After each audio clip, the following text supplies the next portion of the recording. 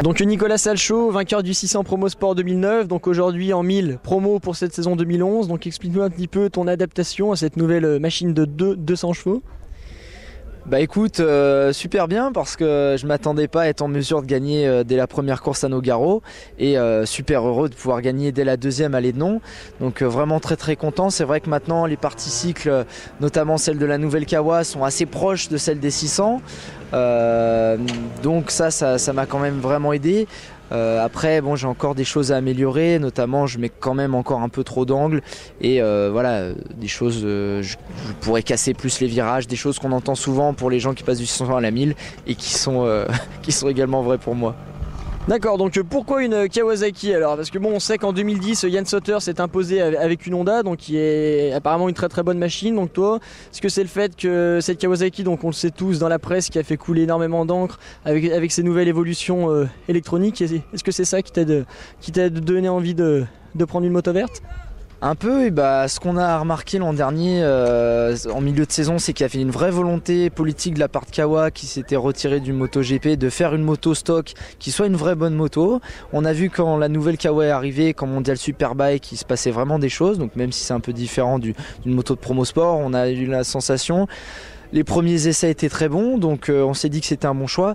Et puis la deuxième chose, c'est qu'avec le Challenge Team Green, il y a des avantages financiers qui sont réels, il y a un vrai engagement de la marque. Et aujourd'hui, je ne ferais pas de moto et je ne serais pas là à rouler s'il n'y avait pas le Challenge Team Green, parce que les avantages financiers sont réels et me permettent aujourd'hui de rouler. D'accord, donc après on sait qu'en plus du 1000 promo, tu participes également au Bol d'Or, donc avec le team Raffin Moto, donc sur la seule MV Agusta qui est engagée. Donc comment s'est passé ce premier bol? Apparemment un abandon au bout de 63 tours, donc explique-nous un petit peu.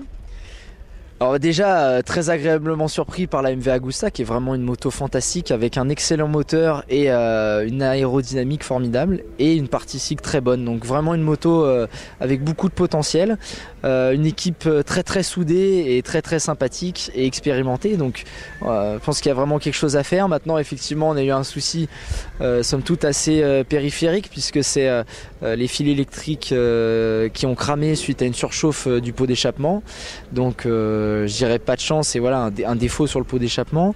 Donc là c'était le Bol d'Or, on sera présent aux 24 heures du Mans et on voudrait faire peut-être un galop d'essai notamment aux 24 heures de Barcelone. Voilà, donc pour améliorer les petites choses qui améliorer, parce que c'est une moto qui n'a jamais fait ce type de courses qui sont très exigeantes pour les machines, donc il faut quand même faire un certain nombre de kilomètres avant de savoir l'ensemble des choses qui permettent d'aller au bout d'une épreuve comme les 24 heures ou le Bol d'Or. Merci Nicolas. Merci cybermoteur.com.